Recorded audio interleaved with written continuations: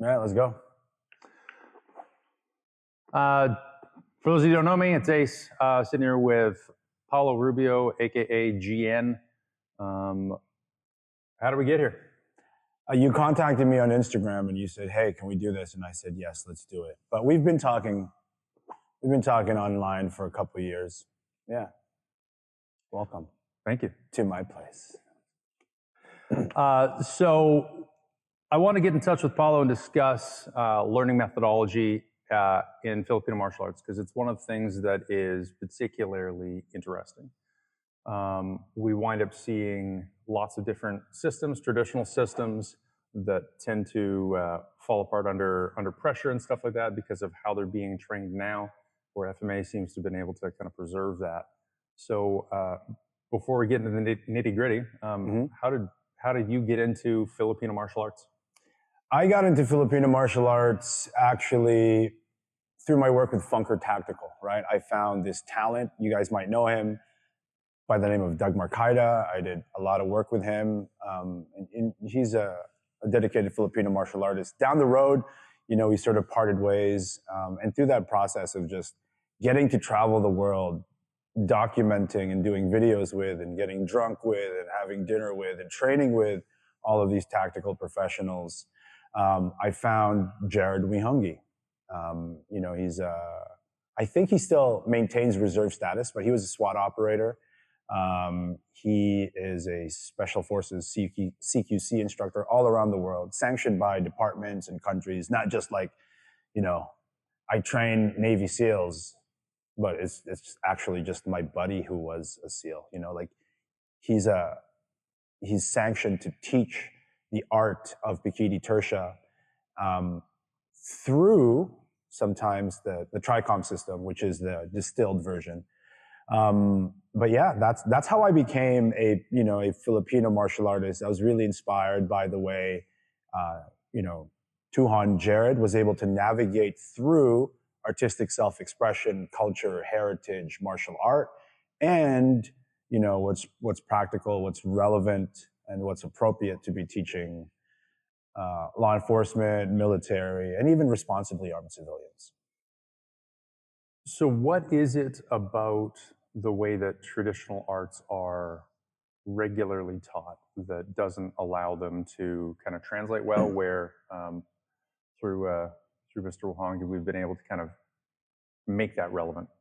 Yeah, I think it's you know, there's a negative way that I can twist it, but really it's their inability to be able to translate it is based on love, respect, and tradition, right?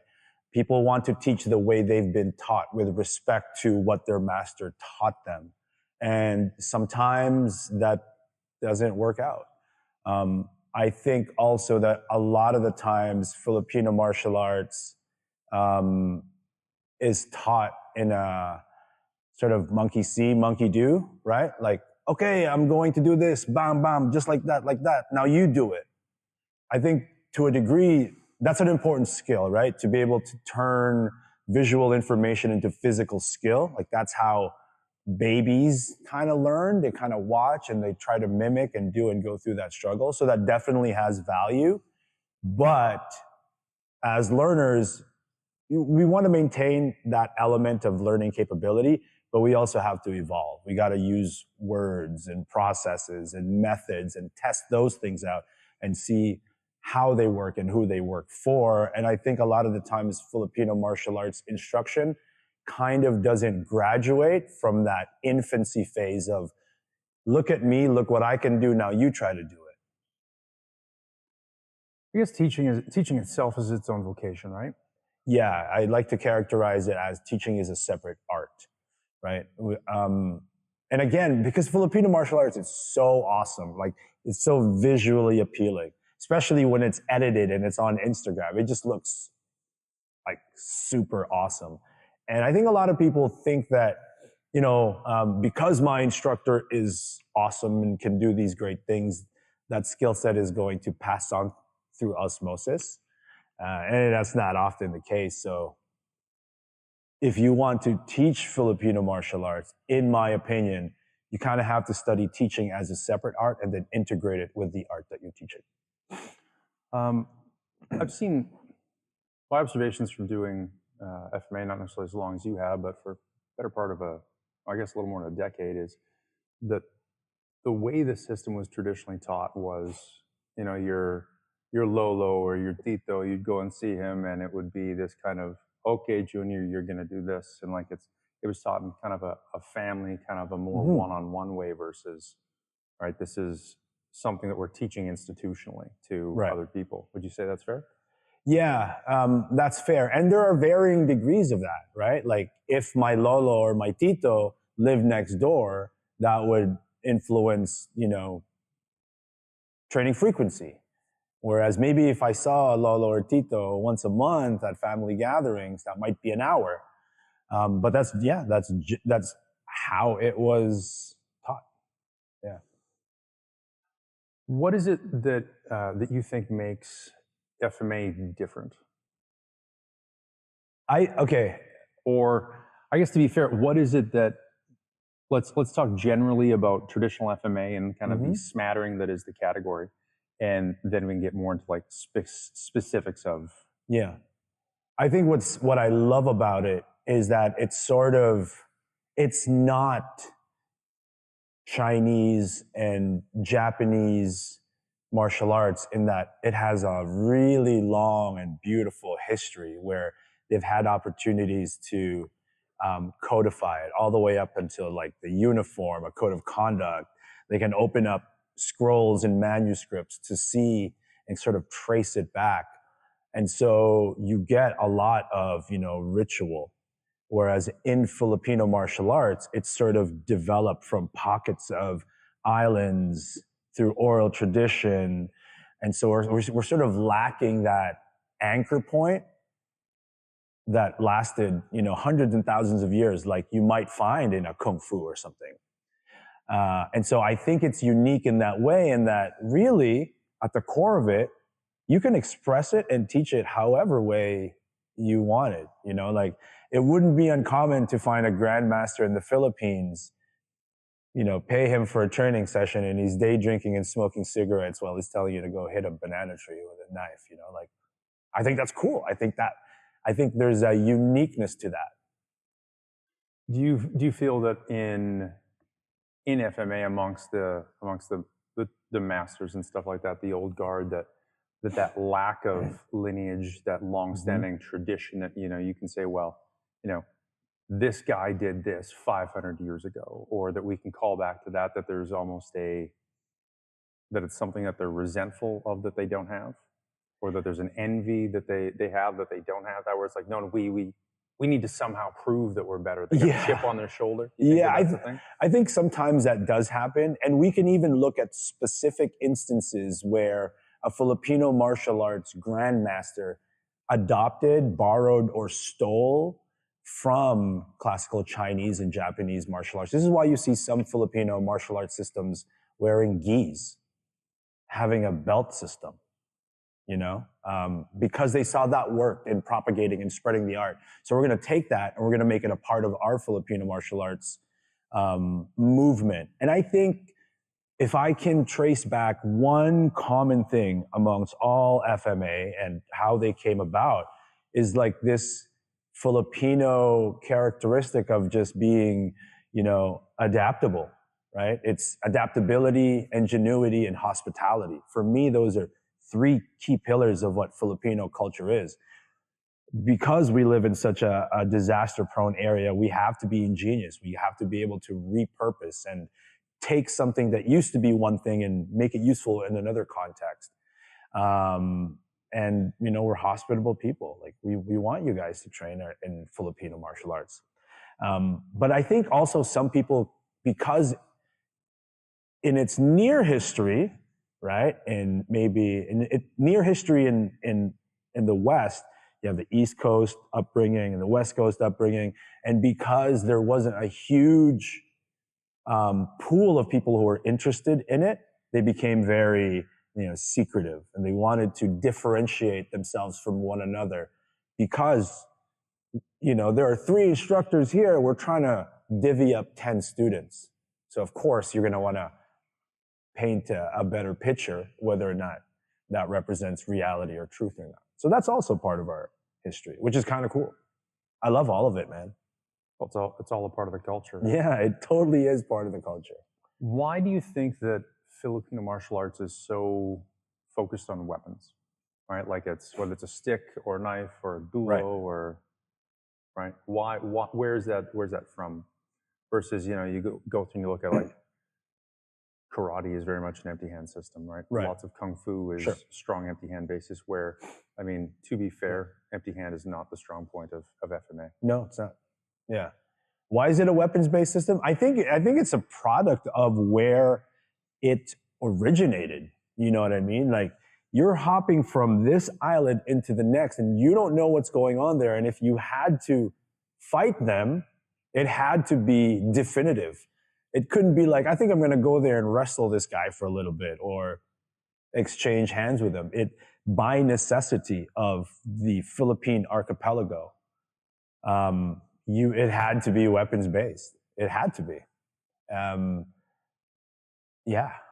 And I think even if you look at karate is weapons based also. But because they have, again, that long history where they were able to evolve and go through reformations, and even how feudal Japan was, maybe they had laws that prohibited, weapons fighting. And so they kind of needed to develop an empty hand style and codify it and propagate it. We don't have that long history in Filipino martial arts. Arguably, right? Arguably, it's lost. But definitively, we don't have an anchor point that lasts more than the 60s, maybe. And you say that you're just referring to oral tradition type of thing? Yeah, like there really is no Kali manuscript that we can refer to and say, oh, this is how they did it in the 1700s.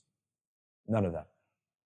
How much of an influence would you say, like the Philippines, about 7,000 islands? Yeah. Right. So so within FMA, whether it's Cali, Ilustrísimo, right, Eskrima, whatever, right? How is it that we see it change from the north to the south? How is it that like down where the Moros are, right? Like, are we seeing a lot more influence from Silat and Kuntao and stuff like that, where we're seeing more Spanish influence maybe further up or something like that?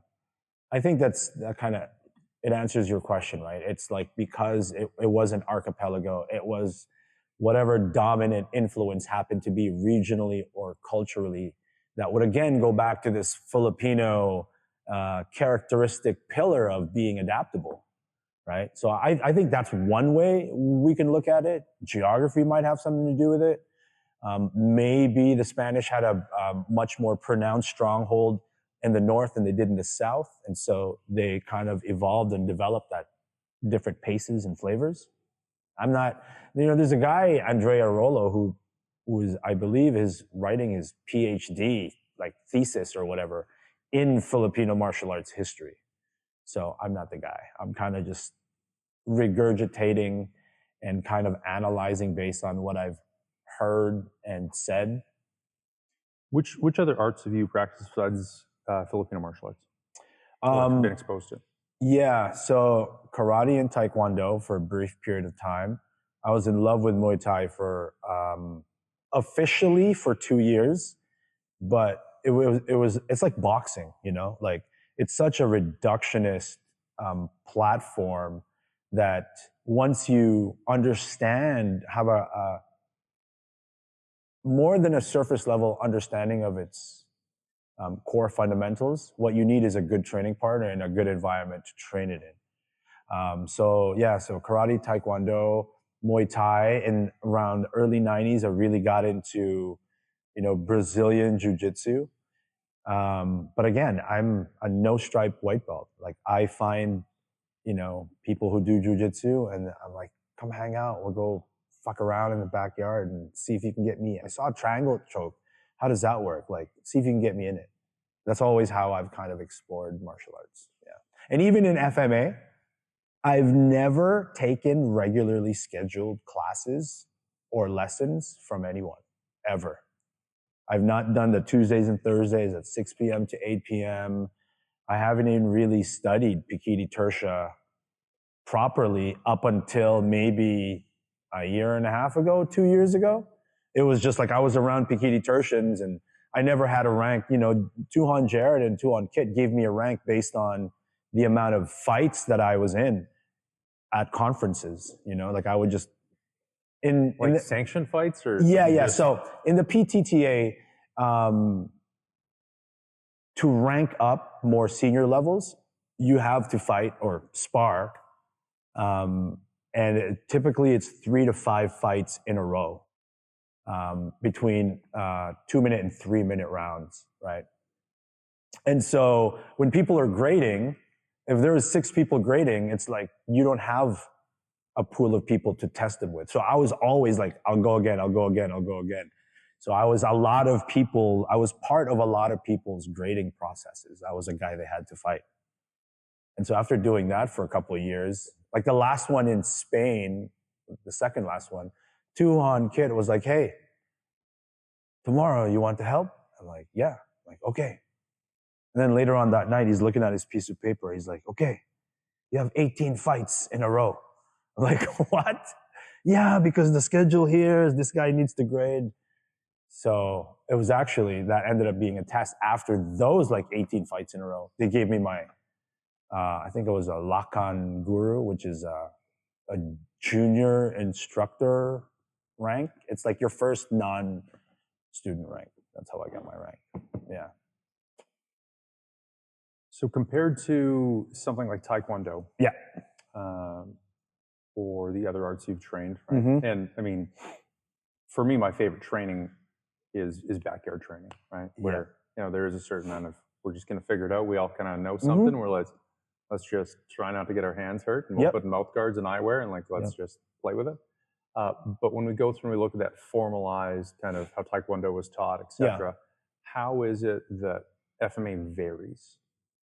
Because for me, I think that's what nobody really talks about, and it's what really makes Filipino martial arts special. Yeah, I think for the most part, I would say 99% of Filipino martial arts kind of adopts this non-linear pedagogy. Did I pronounce that right? Pedagogy, whatever. Pedagogy. It's a non-linear pedagogy, which means you could go to class 1 and be doing double sticks in a wally. You could arrive at class 2 and, you know, be doing sombrada patterns. I think for the most part, I mean, you still need to go through your fundamental strikes, but you graduate from that really, really quickly for the most part. So I think that's how it's different. They don't say you can't learn this technique until you master that technique. It's like, let's go learn all of this kind of together. At least that's how I teach, right? Basically, it ensures that over time, if you stick to it long enough, all of those different skill sets are going to develop at different paces, but together. Yeah. So I love that about it, by the way. It's never boring. It can be boring, but yes. So do you find as far as how a student progresses in FMA that there's kind of this trickle, and at a certain point, no more salt dissolves, you just hit saturation? It can definitely be frustrating for students, man. Also because there really is no real standard for ranking and promotion. There really is no standard. There are Tuhans who suck and will get absolutely swallowed up in a stick fight. And then there are people who aren't Tuhans who are just incredible human beings. They got the skill, the knowledge, the ability to execute under pressure, and they don't have, the rank to back it up. So it can be terribly, terribly frustrating for students. And also, like, even for, I started teaching a couple of years ago, but I make sure to let them know, like, this is what you're walking into. This is how I'm going to teach you, right? We could be doing Sabayan for 2 weeks, and then all of a sudden we don't do knife work for like 3 months because I want to do double stick work with you guys. But then I have to translate what I'm teaching into other contexts just so that they don't get completely lost. Like, here's a Sinawali pattern, but that's kind of hubad. And that motion is part of Sabayan, and these are the fundamental movements. And then I even go, this is how it could be practical, right? we're doing this pattern, but it's got, a low line sewing machine strike, a backhand striker. But it can be super frustrating. Super frustrating. Yeah. Do you find that students are able to progress, that everyone's able to progress in a similar way? Or it's just kind of like an attrition thing? No. And here's something, like, before I started teaching, I was like, I needed to be sure that I wasn't XYZ. I didn't want to be this kind of instructor who was like, I leave no students behind. I'm like, fuck that. If a guy is like super, super uncoordinated and doesn't put in the work outside of class, I'm not going to let him bury the entire class who have been working. I'd be like, sorry, we're moving on. Like, I'm not here to fix your fucking laziness. I'm not your dad, This is how we're going to run class. So, no, they don't all evolve at different rates at all. Yeah. And I think, some people, it's just not for them. And I'm fortunate because I don't really care about student retention. I don't need to please I teach I'm lucky to be able to teach in a Muay Thai and Jiu-Jitsu academy where I'm kind of like, they sign up for whatever, Jiu-Jitsu, boxing, Muay Thai, and they're like, you can also take that FMA class if you want. So I have my arrangement with them, and I don't need to expand my regularly scheduled classes, so I don't make concessions in how I teach. You're just happy to have a spot? I'm happy to be able to teach in the way that I want to teach without having to worry about, I don't want to lose that student, so I'm going to do a curriculum so that I can keep them. Fuck that guy, right? Like, I'm working on my ability to teach. There's a selfish intention for me in that I'm trying to make myself a better instructor, not a better retainer of a student who maybe this is not even for them. Yeah. Do you find that there is a big difference in the way that within FMA that it's taught? What do you mean by that? Well, so the way that it's approached, do you find that some folks will approach where there is a module, there's a clear progression, there's that this is happening, where others are more random, where others have more emphasis on, like for me, the thing that makes FMA distinct is the use of flow work. Yeah. And there's also a lot of cerebral overload. Yes. That you don't see other places. Like, so we were talking about Sabayan drills. Yeah. Right. Me trying to reproduce a Sabayan drill that you've practiced for 100 hours, not going to be that good at it right away. Yeah. Where that type of training, I've seen it, like whether it's Sabayan or Contra or whatever, where it's just like, here's this thing, here's this thing, here's this thing. And then it kind of starts going around, and they're typically 5, the longest I've seen is 7. And at a certain point, as it progresses and starts to speed up, people get knife drunk or stick drunk. And then the response that I wind up, I screw up. Yeah. I return out of sequence, which forces you to jump from step 3 to step 6. Yep. Right. And that part of the beautiful thing about it is that those reactions are built into that. Yes. So first I want to address that sometimes that cognitive overload can be a purposeful cognitive overload, or sometimes it can just be a byproduct of somebody not knowing how to teach it properly. It's like, I'm overloaded.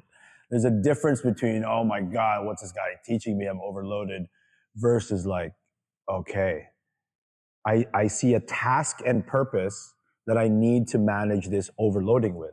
Not just being over. Anybody can overload somebody and just show them a bunch of shit in a rapid sequence. But I think what you described there is really, really important. You can't just arrive there. You can't just arrive with 2 students doing whatever they wanted with knives in a training environment, right? That's not really, you don't need an instructor to do that, But can an instructor deliver a process by which they can go from a highly choreographed sort of patterned expression and into a meaningful chaos that they can kind of reel back if they needed to? you had said that's cognitive overload can happen intentionally or unintentionally. Yeah. So part of the thing that I've always wondered is that something that just came about organically, and that it just wound up, someone found out that it was effective? Whether we're going through creating this 3-step, 5-step, 9, whatever sequence that kind of just loops back on itself, does it matter whether the person was trying to, or was when that type of training started, was it just something that like, oh, we're trying to build this sequence because we're trying to kind of remember this, and that as a byproduct of people screwing it up, we created an interesting and effective training methodology? First of all, like all of these iconic drills in Filipino martial arts, where the sabayan, hubad, variations of hubad, variations of sombrada, this specific pattern, 5 of 9, 5, 8, 9, all of these like specific, sometimes iconic base patterns, the grandmaster could have created that while like taking a dump, or while being super drunk, or while just recovering from a hangover. What ended up happening was they had this idea of what they think a good drill might be. They traveled to a location, they teach it at a seminar, people thought it was good, and then they're going to regurgitate it. And then before you know it, there was structure. There was the Sabayan drill, there was 5-8-9, there was, fencing line, Sinawali. Whereas now, like I've created like hundreds and hundreds of drills, hundreds of specific sequences that address a deficiency, and then I get rid of them. Even in my seminars, there was one time in Salt Lake City, I was being driven to a seminar, and I'm like, hey, I'm just gonna take a nap on the drive there, and my brain wouldn't shut off, and it kept trying to figure out this drill that I could get jiu-jitsu practitioners to do, and I was trying to figure out the pieces and the rules and the constraints.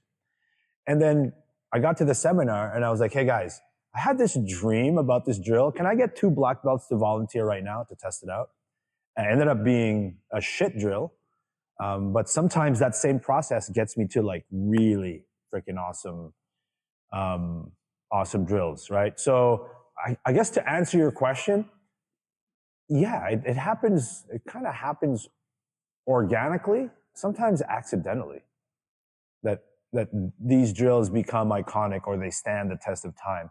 But it's really the process that you want to adopt. Like if I saw you spar and I was like, this guy has like a really shit way to recover from, like he's a big, strong guy and he's powering through his angle ones and he's getting clocked. So I need to be able to develop for him a drill that retains the power and speed of his angle 1 and begins to drill that you need to follow that up with either a defensive structure or a follow-up.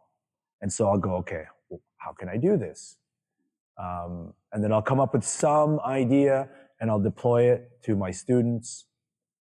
And then I'll sort of analyze its efficacy. And then if it's good, I try it again at another location with 2 different people. And then if it's got a high percentage of serving these students, then I keep it, right? But it's based on, to answer you briefly, it's based on reverse engineering actual moments where we go, what was I good at? What did I suck at? How do we fix those things? And how do we make the things we were good at better? Yeah. What do you think that when people look at Filipino martial arts from the outside looking in, both in an aggrandizing way and in a very negative way, that they misunderstand? Well, let's define what the positive is. Like, holy shit, that's really cool. They're dealing with knives and machetes, and it's realistic. It looks freaking awesome. And then the other way is like, that stuff will never work. That's flowery. That's complicated. Nobody walks around with 2 sticks. Are you asking me? I want to understand the question. Do you want me to kind of express what people might be thinking about Filipino martial arts? So what is it that people tend to misunderstand when they look at it from the outside, having untrained eyes, right? Both, right? Because they're going to go through and look at it, they'll be like, sure, like that's oh my God, that's incredible. Yeah. You're going to make you invincible, blah, blah, right? And then there's also going to be like, Yeah. look at these retards playing patty cake. Yeah, I think, first of all, what I'm about to say reflects the outsider's perspective looking in, but also instructors who are ignorant about what they're actually teaching, and that these drills aren't fights. These exercises, right? These practices, they aren't fights. You can take it for a surface level, right? Or face value. If I'm doing double stick, I'm going to get good at double stick fighting. I just think that a lot of people misunderstand, the core value of like what a flow drill is. And I went through the same thing. I'm like, what the hell? Why are we flow drilling all these complex movements and motions? It's such a barrier also when you're first starting a flow drill. The memorization phase, it's a barrier initially to progress. Because it's like, oh, what comes next? I just stabbed you, what comes next? And that's not really a fight valid, skill set, memorization, right? Because we don't get to predict what the other person's going to throw. But by going through that base memorization phase, it's really, really important to graduate from that. Because I can teach you base sub-iron pattern. It's a 3-count cyclical flow drill. I can get you looking good in about 10 to 15 minutes. And then we can make it go faster and look really, really awesome. But we wouldn't necessarily be developing skill, or at least there would be a massive rate of diminishing return. We're going really, really fast, going through memorization. You're improving, and then it kind of plateaus. Because we're just going faster, doing the same pattern choreographed thing. So I think people misunderstand that, hey, number one, that looks cool, but they have to be asking from an outsider's perspective, what's next? Like, where does that drill go? Instead of seeing that drill as a final destination. It's not. Because if you see that drill as a final destination, you can see it one of two ways. One, that's not really realistic, or two, that's really, really awesome. And neither of those conclusions are definitive. Why is it awesome? To what degree can it serve a realistic purpose? And so on. And what is it you think people get wrong from a negative standpoint? From a negative standpoint, yeah, that it's too complex. It's that'll never work in the street. For me, man, like there's a lot of negatives that I can point out, but it's not like ever present across the board, right? That's why I hesitate to broad stroke. There's some brilliant Filipino martial arts instructors who may be out of shape. And then there are amazing Filipino martial arts practitioners that are dumb. Like they can't pass that shit on. And there's a lot of Filipino martial arts instructors who I think are dishonest or ignorant about what they're presenting to the public. So I suppose to a degree you can say that about everything, but because we don't have that long history and because we're a relatively small market, the likelihood of coming across a really, really good Filipino martial arts instructor where you live in Mobile, Alabama, or, wherever, it's pretty slim, man. Pretty slim. So when we start going through and seeing, as an example, the approach that a guy like Tuan Hongi has taken to make it so that it's more easily taught and conveyed in a, whether it's a 2-day or a 5-day seminar, from a learning standpoint, how is that addressed? And like a structure standpoint, because he's not just going through and teaching, a little bit of double stick and a little bit of that, and just a smattering of the whole weekend, right? Right. I think what makes Jared really, really good is that, he's a well-educated person. Even within the police academy, at one point, there was a small period where he was like the public face. I forgot what it was. But whenever an event would happen, he'd be the guy in front of the cameras answering the questions. So he's very careful with his words. He's very thoughtful with how he presents materials. So yeah, he can teach in a 2-hour seminar, knife, stick, and empty hand.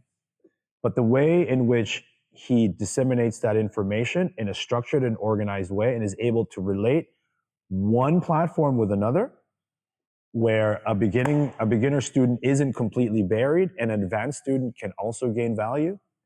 That was really foundational in how I choose to teach Filipino martial arts also. Yeah. What role do you think that experience and sparring play in kind of carry over into a real situation, right? Like gonna work in the street, right? Versus the, just playing variations of flow drills. Yeah, you have to spar. And the way that I see it, the way that Jared sees it, the way that the Pekiti Tirsia Tactical Association sees it, is that sparring is not a realistic platform.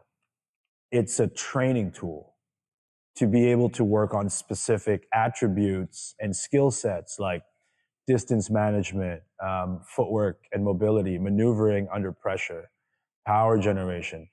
Because sparring generally is a controlled environment, we can make it all weapons free. We can kick, we can punch, we can do whatever we want. Or we can go, hey, only angle ones and roof blocks here, right? But because there is that, I like to call it, it's like a collaborative competition, right? Where we are really competing with each other, but there's no prize money and we belong to the same group. So in that regard, it's collaborative. I want to make you better. If I'm way more advanced than you and so much better at you at sparring, my mandate isn't to destroy you in that sparring platform. It's like, how do I put myself in a position where I can also learn? So maybe I'll just be defensive for the first minute. I'm just waiting on you to just throw whatever you want, which means I take punishment. I'm not going to be able to stop all of yours, not you specifically. But you know what I mean? There are different ways to play the same game. Yeah, but sparring is absolutely essential in my book. You get that competitive side of it. Yeah, and it's not like it's like a sibling rivalry. Like I teach a kids class, and all of them spar, and they can't get enough. Like if they can have the entire class be just sparring, I guarantee that's all they would ever want to do. And even in my adult classes, we've started in recent months, actually, we deprioritized sparring because we got it heavy into it for a while. And they're now like, what else is there? So I'm showing them the art. We're doing double stick. We still spar now and then, but not as much as we used to spar every class. Yeah. So am I giving these answers Absolutely. too long? No. Like sparring is essential. Sparring is essential. Yeah. I agree. I think you need to have a competitive environment. Yeah. But to the point that you made, there's a difference between you and me sparring and you and me fighting. Yeah, for sure. Right. So, and I've spent a lot of time in various MMA gyms kind of all over, and to find good sparring partners. Yeah. It's like, hey, we're going through, we're working our stuff. We're not just beating up the hardware, trading concussions, losing our chins in gym wars. To actually have people where it's like, hey, I'm going through, we're sparring within these specific confines. We're trying to find this, right? This is what I'm working on. This is what you're working on, and kind of having that thing where there's a bit of that. I mean, for lack of a better word, it's kind of a game of gotcha. Yeah. Right? We're moving, right? And the goal is to get this. And so I think that sparring is very useful in that context. But with that said, I don't think that just brawling and fighting all the time, that brings as much value as people want to believe that it does. Absolutely. Absolutely. I think you're right. I mean, I know you're right. And the thing is, who's responsible for creating an environment where your students want to spar? Yeah, you are, as the instructor. So if you're this egotistical instructor who makes too much of it, oh, you got hit, you fail. I'm like, we're stick fighting. I'm going to get hit. So I think the instructor is responsible for cultivating almost like a self-regulating community that want to spar in healthy ways. So, and I think the number one way to do that is jump in. Like, I spar with all of my students. Even my kids hit me sometimes, you know, like those guys are wild, man. So, and you know, truthfully, sometimes I have to manufacture vulnerability, right? Just to show them like, hey, it's okay to hit me, man. You know, so I might, and let them see where it is. Yeah. Right. We're like, leave that for them. And if they see me failing while trying to utilize a technique that I'm teaching them, it kind of gives them license to be okay with failing, which then empowers them to take risks and to really figure it out. So yeah, that's even in my seminars, sometimes like I manufacture failure, not in a deceitful way, but I might pick the biggest guy in the room to go, hey, try to stab me. And then, you know, it fails. And it's like, it's not the technique that failed. It's the fact that it's me versus him.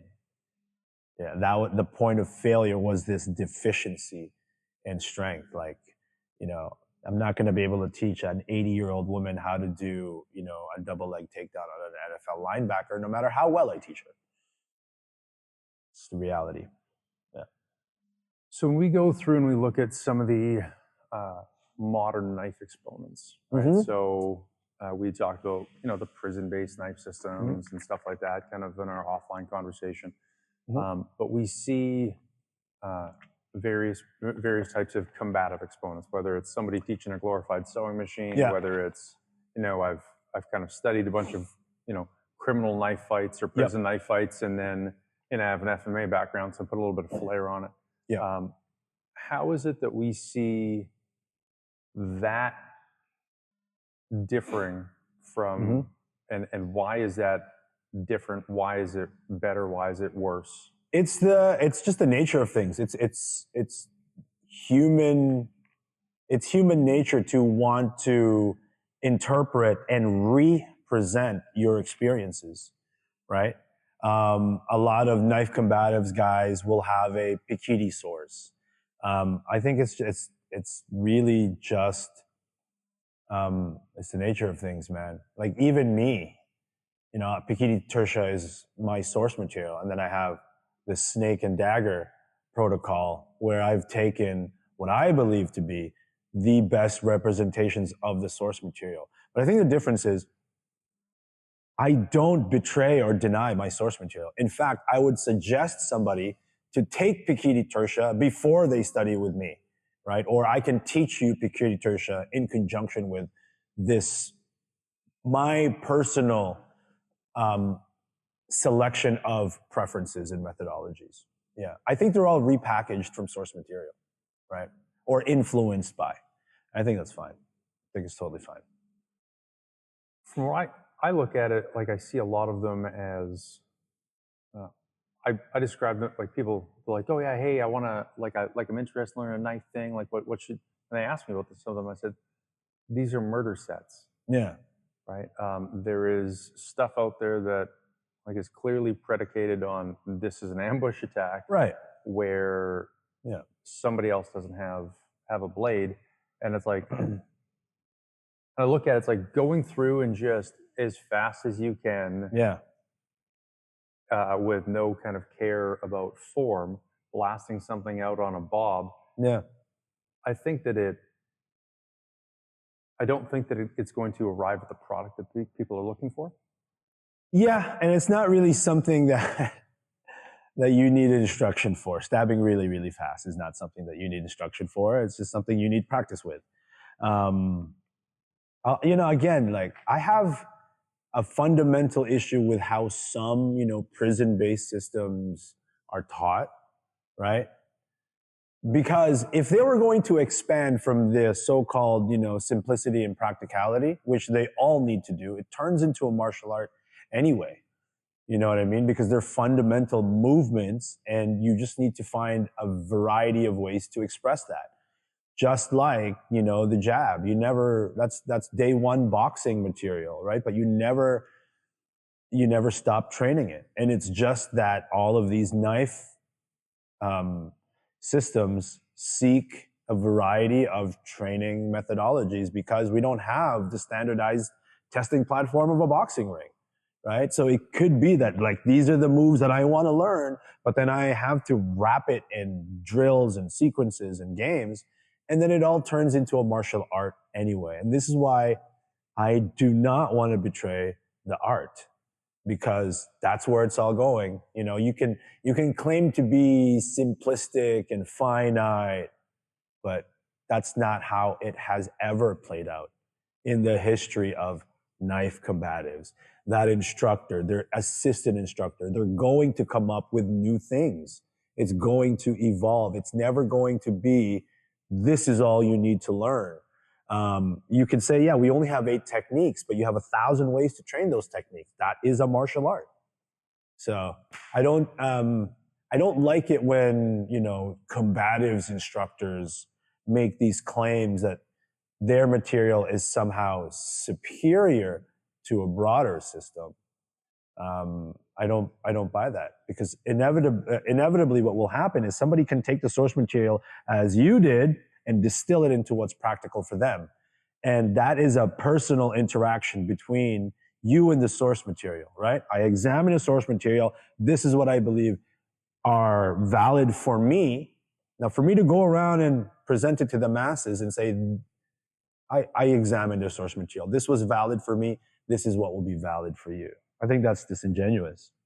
Let them examine the source material. Let them find their own way through it. I think that if, like, my perspective on looking at some of the combative systems or whichever, that, like, whether you're looking unarmed where it's just variations of successive rights and headbutts, I guess I would say that a lot of it will work on the people you don't need it to work on. Sure. Yeah. Right. There's a lot of stuff where it's like if the idea is to steamroll somebody and be bigger, faster, stronger. Yeah. Steroids work great for that. Yeah. Right. The steroids and wrestling. Right. But the other side of that is if we go through like, okay, well, when I learned Pekiti, I was taught 5-8-9. All you really need is 5-8-9. Okay. But if I'm going to train this for a lifetime, if I'm going to train this for 20 years, 20 years of me on this post or this bob, it's going to get boring. It's going to suck. So it's going to suck. I look at it in terms of why is it that I'm doing this, right? And for me, with FMA, I enjoy the feeling of the flow. Yes. And that's what keeps me active. It's what keeps me doing things. 100%. 100%. And another thing, like, if I get to go first, right? If our training protocol reflects that, like, I always get to go first, and I always get shots on target before you even get to react. Like, what even is that? You know, I don't need training for that.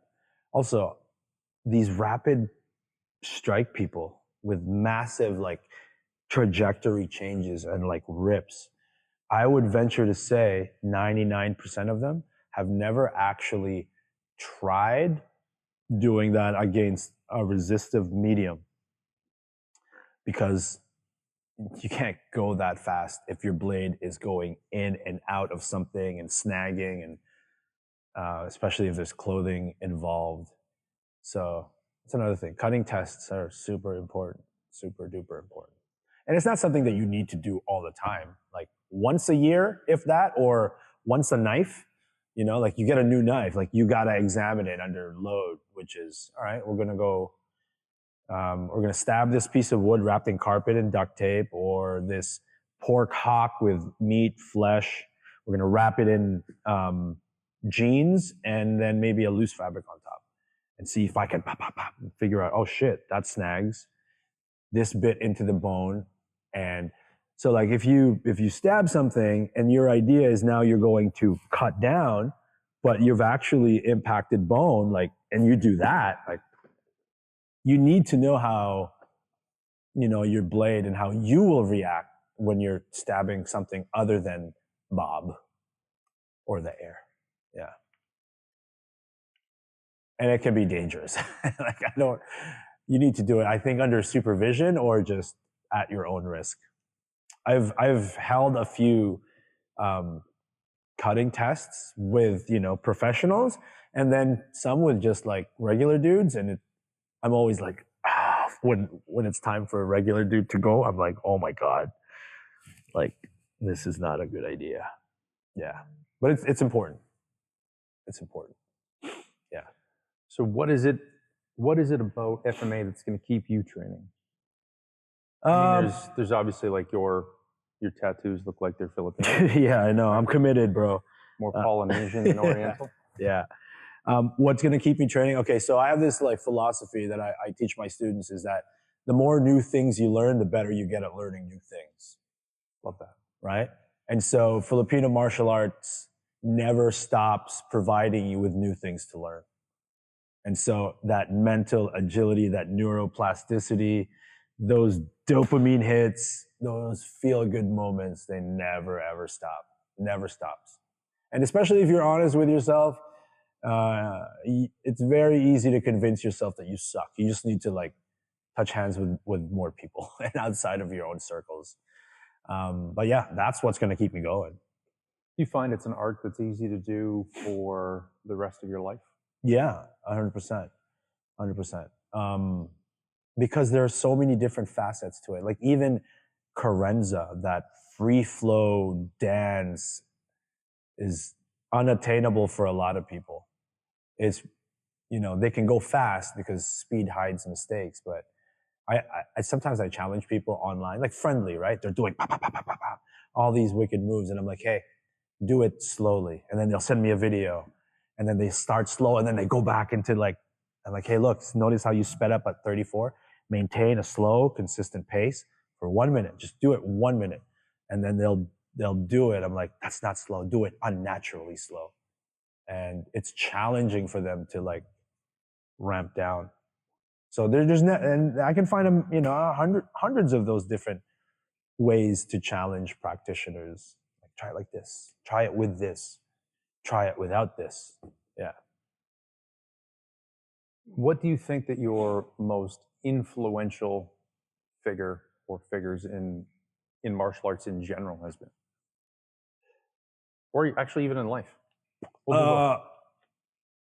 Yeah, that's a tough one. Because again, you know, my martial arts practice and, you know, my teaching is based on a decade of traveling the world, documenting different subject matter experts in fighting, right? So somebody like an Instructor Zero, for example, Instructor Zero or a Mick Coop really challenge my objectivity and critical thinking and analysis. And then how do I apply that into art? You know, Jared Wihungi, he's a great speaker. He can navigate both the artistic self-expression and the professional security side. He's a really, really important role model for me. Somebody like Ryan Hoover was at the beginning of my journey, and he was really one of the first guys who I thought was at first, you know, abrasive and sometimes even unlikable. But that was just a byproduct of him being a critical thinker and asking questions. So the list goes on and on and on. And somebody like Instructor Zero and Mick Coop aren't really even Filipino martial arts instructors, you know. Even Datu Kelly Warden, I think is a cool guy. Coach Greg Nelson, you know, he's got like 4 or 5 UFC champions, and he's deep into Filipino martial arts and silat, but he's a former Division I wrestler. He's a Brazilian Jiu-Jitsu black belt under Pedro Sauer. So I find that it's really all of these guys who can appreciate and navigate through sometimes seemingly contradictory worlds and just find a graceful way to navigate through all of those things. Those are my influences. Warden's a really interesting one because there used to be, they called it the West Coast Mafia. Yeah. Like back in the 90s, there's Datu Kelly Warden. I had a chance to get to know a bit. James Keating, Janich, Bram Frank was mixed up in that at one point. Right. And those were the guys in the early 90s that were really moving FMA into North America, but into kind of the finger quotes tactical space. Yeah. Like if somebody wanted a quick primer on close and in close small knife work, it would be Keating's Draw Point. Right. And Keating's Draw Point VHS was put out in, I think, 1992. Yeah. And again, those guys are important and historical and influential, but they're doing what everybody else should be doing, which is examining source material and distilling it to what you believe is relevant to you. What's interesting about guys like Warden and Keating is Warden's got to be in his 70s now. Keating is for sure. Yeah. And anyone that has stood in front of them, and men, these guys that are in their 70s, they still got it. They can still move. Yeah. Where you go through and you look at, you know, there's a guy who is forgot more than I'll ever know about grappling, a guy named Sean, and competed internationally for 40 years, but can barely turn his head.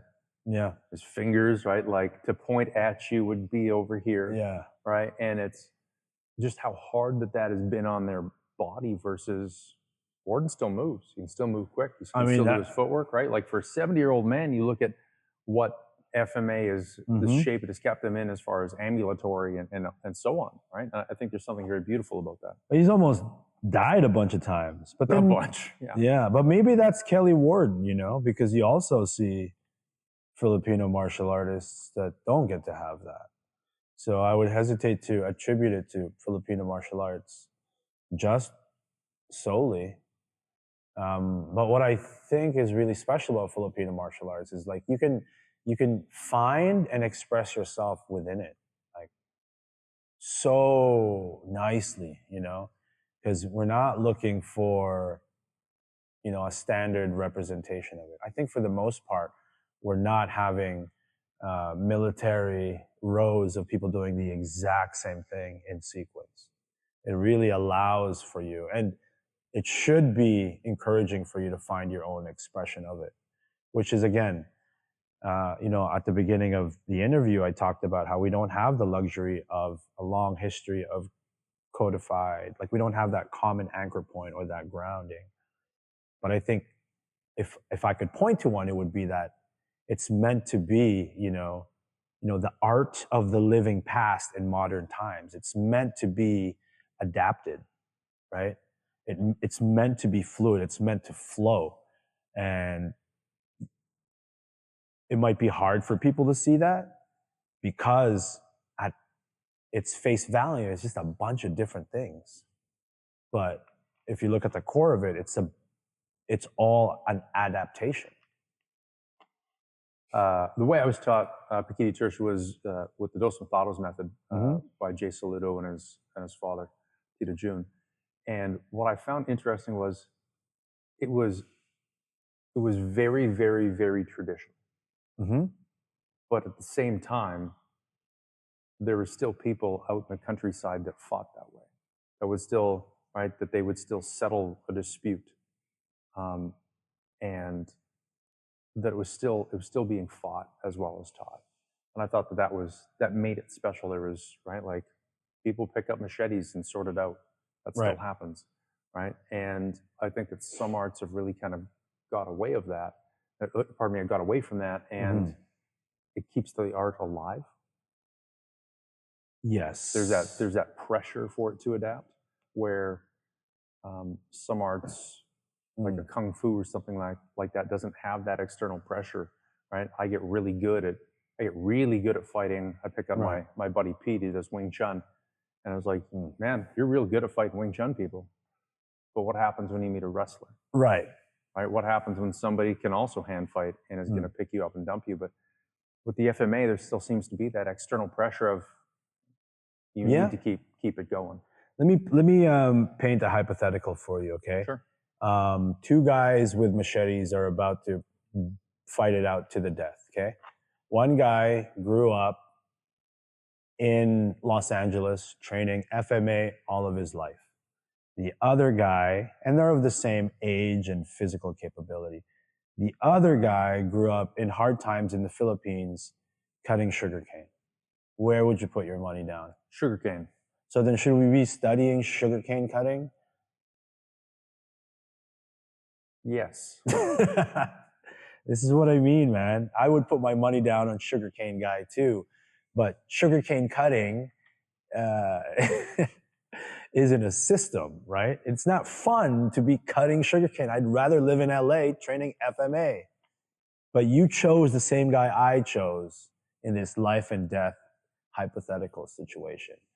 This is why I think like you got to have fun with it. Even though my money's on the sugarcane guy, I don't want to live his fucking life. So let's play the scenario further. Sure. I know why I picked the sugarcane guy. Yeah. And the reason is because that tool has been in his hand, or one almost like it, for probably 2 decades. Right. To the point that it's an extension of his will. Okay. Right? So it's the familiarity with the tool. Okay. Right? That's why I picked the sugarcane guy. Mm-hmm. Right? With repetition after repetition, repetition, and comfort. Yep. Right? So why would you pick the sugarcane guy? Yeah, honestly, I think that sugarcane guy, even though they kind of look the same and have the same physicality, I think he's going to be stronger. I think his will to want to just simplify and destroy this guy is there. Go back to cutting sugarcane. He's cutting sugarcane, man. But truthfully, I pick sugarcane guy. It's still a 50-50 proposition in Vegas odds, I think, right? Because, okay, we can extrapolate. Who's more likely to have had a higher level of education, right? Who is, there's so many things, but I think we're both picking the sugarcane guy. 100%. Sugarcane guy is going to smash Pekiti Tirsia practitioner who lived in LA. We can extrapolate other things. Maybe he has, a stronger will for like to live. I don't know. Maybe he really likes, but he's doing the same like 2 cuts, really. Maybe 3 cuts with that sugarcane, right? I would say it's the other thing. I don't think the stronger will to live. I would just say more willing to die. Okay, yeah, I like that too. Less, right? I mean, I like that characterization. More too. willing to die, but also, like a guy in LA is going to not only have a stronger sense of self-preservation, but also more likely to hesitate because he didn't grow up with the grit. Yeah. Right. I think sugarcane guy is a good pick, right? And so this is what I talk about when I go, well, to what degree does, like, if you and I, like the sugarcane guy wins, right? You and I go to the Philippines, we're going to train sword fighting with sugarcane guy, and all he's going to get us to do is cut sugarcane down. You know, do we study sugarcane cutting because we both believe that's the more practical approach to life and death situations with machete? No. Just like I wouldn't train from a homeless guy who has survived 20 knife attacks, right? That guy has the most experience dealing with knife attacks. Homeless guy who was in a bad place for 10 years of his life. And for the same reason, I wouldn't necessarily choose the prison guy, the cop guy, the military guy. For the same reason why I wouldn't choose those people is because those experiences and the value of those experiences lie with them. And it's very hard to really pass those things on, you know? Now, we can go, hey, you want to be as good as sugarcane guy? Do angle 1s and 2s for 8 hours a day. And we're going to find a training replacement for that. We're going to use a stick. We're going to hit a bag. So this actually brings up a really interesting point. What value or lack of value do you think is brought from the person that was in that space, like the homeless guy, right, the prison guy, right? Like, because I have a buddy who he spent 25 years getting in knife fights in prison in the U.S. And like he was in with bodies. He wasn't in for late library books. So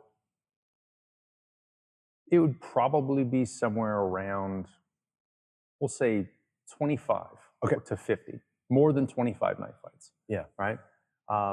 So what can we not agree that there's some value that's been Yes, brought with that? 100%. And when I talk about this, I don't want to diminish his experiences at all. Like those belong to him.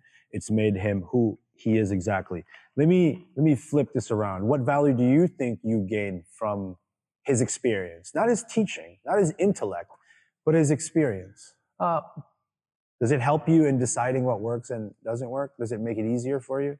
Well, so for example, we still see that where the thing where it is from a marketing standpoint sexy, right? There is a reason why people are willing to spend, $700 on a knife that was, had Dom Razzo's name on it, so you get that Navy SEAL smell on them. Sure. They want to get there and sniff the crotch of a Navy SEAL, right?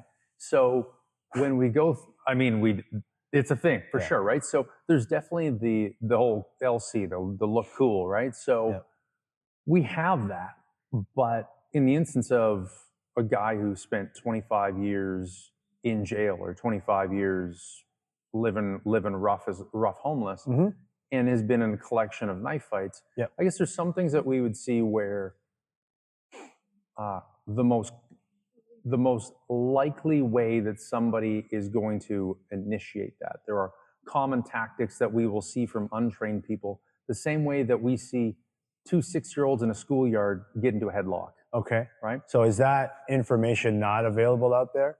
And to what degree is it specific to the jail that he was in or the war zone that he was in? I think that there are certain things that so is the information available? To what extent? Was something like a knife fight? Could a cop tell you that? Could a social worker tell you that information from their experience? Depends what they've seen, where they've been. Where I would say, like in the example of a guy who's homeless, right? He can say, based on what I saw, being like witnessing lots of other knife fights, being in some knife fights, in which, for a variety of reasons, they can't, right? They can tell you things like, this is the most common thing that I saw, right? And there are certain things where just like not only the number that they had been in, but the number that they had witnessed. Right? The way that people will behave around cops or a social worker, some type of authority figure will be different, but there are certain things that we see that are right into the genome, right? So kids will get into a headlock. It happens. Headlock is like a fundamental human thing. Right. And so a parent could say, or a school teacher could say, I see a lot of headlocks. You didn't need to get it from the guy getting headlocked.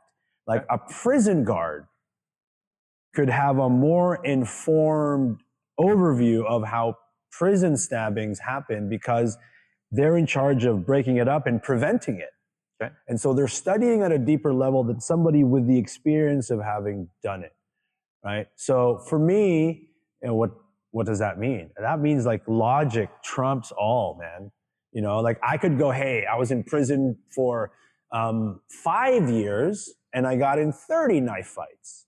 You're going to compare me with somebody who's been to prison for 30 years who have been in 5 knife fights, right? And so those experiences, primarily the value of which belong to that individual, it's still going to require teaching as a separate art for them to be able to disseminate that information and to what degree. I've done a series of interviews with professionals like law enforcement, military, and criminals, and I've asked them this question. Like, to what degree are you able to pass along your experiences to your students? 90% of them said, I can't. Those are my experiences. And then when I kind of pushed them to extrapolate and tell me more, the one thing that kept coming up was, well, I can teach them about the mistakes that I made, like what they shouldn't try to do. I'm like, okay, that's kind of interesting. You know what I mean? But again, it's like logic trumps everything. Like logic and critical thinking trumps everything. Yeah. If another analogy, right? Like if astronauts only learn from other astronauts, there would be no astronauts. Right? Like how do we get the first guy into space? Right? So and again, there's a lot of institutional inertia also that happens in departments and militaries, where the guy who's always taught defensive tactics has been doing it for 30 years, and he's going to hire the guy who was his right-hand man. And so you have this institutional inertia, and this is how you get Aikido still being trained in that department 40 years after the initial guy did it. There is a resistance to change, and there's a resistance to examine other sources of information, to look at things logically, and to create something that may be more appropriate. And again, I say all this not to diminish from people's experiences, man. That's really, to me, it's just about like, what is that conversation, right? Yeah. Because when we go through and we look at, there's a few personalities, and like people will tend to advocate for themselves, right? So there's an old saying that goes something to the effect of, "It's difficult for a man to understand what his paycheck depends on him not understanding." Right, exactly. Right? So when we go through and we look at, a cop going through and saying, right, well, the only person that should be training cops are the cops. Yeah. Okay, they just also happen to be a cop with a training company. Yeah. Right. Yeah. So we're going through, and some of the guys I've had a chance to work with that are, they're running slick or they're doing whatever, and they're like, I'll get made by if I hold my gun wrong, right? And so it's like we can go through and blow a 5-10 year identity we've been building because a guy presents his pistol wrong, right? And so it's, if we continue to learn, right, the guys are switched on, right? Like if we don't go through and take the lessons from everywhere, we just keep learning the same thing. For sure. And luckily that's not really the way things are for the most part, tier 1 units do look at as many sources of information as possible. They kind of synthesize that, and you figure out what about it we can apply and we're going to adopt, and what we're going to get rid of. So yeah, it's really interesting though, because I think for the most part, like if I served 3 tours in 3 different conflicts, and then now I'm a Wing Chun Sifu, you as my student, you're going to go, I probably have a pretty good Wing Chun Sifu. There's been 3 wars, man. Meanwhile, the skill sets that I may have applied in the theater of combat has nothing to do with the fucking wooden dummy that we're tapping on right now. But it still feels good as a student to be like, yeah, what'd your Sifu do? My Sifu was in freaking Bosnia. Get that 3-tour veteran smell all over you. Yeah. And like the guys who have been there and done that, they're the same guys that empower me to go, yeah, you need to say this shit out loud, man. Right? They know, because they have friends who are doing it wrong also. They're like, that guy is teaching that. This is how he really was. And I'm like, okay, I don't really care, but it's kind of a cool gossip story you're telling me. Yeah. So again, doing Funker Tactical and traveling the world and getting a seat at the table at all of these places was, it's foundational to how I teach and how I conduct myself in the teaching space. Yeah. It's giving you wonderful perspective. Yeah, I think this is why I still throw dildos against walls and do like spinning uppercuts on them. I want to be as authentic as I can on social media. It's not what I would say everyone should do. Like I think the second last post I did on Instagram was me and my kid getting Pokemon cards, lining up at Costco, Like, yeah, it's too much work to be fucking fake in this industry, I think. And people will sniff you out very quickly. Yeah. It's also a pretty vapid existence trying to convince the world your heart is woodpecker lips, right? Yeah. Like, who's got time for it? It's exhausting. Yeah, exactly. That's a short flight path. Yeah. For those of you that don't already, where can they follow you? What do you got going on? Follow me on Instagram, man. GN_Funker Tactical, and then wherever else. Just you'll find me. You've probably seen a video I do so many videos for, like, I've done, like Ryan Hoover, Eli Knight, Fred Mastro, Call Sign 66, Instructor Zero, and Daniel Shaw. The Aperture? Aperture, Fight Focus, Funker Tactical. Like I created Funker Tactical and Aperture. Filipino martial arts. So I've done videos for people for Glock and Smith and Wesson, Nintendo. Like I've made a fuck ton of videos for other people, and recently I started kind of doing it for myself, and it feels good. Yeah, Awesome. feels pretty awesome. Heck yeah. Yeah, Thanks for everything, man. my pleasure, buddy. Thank you.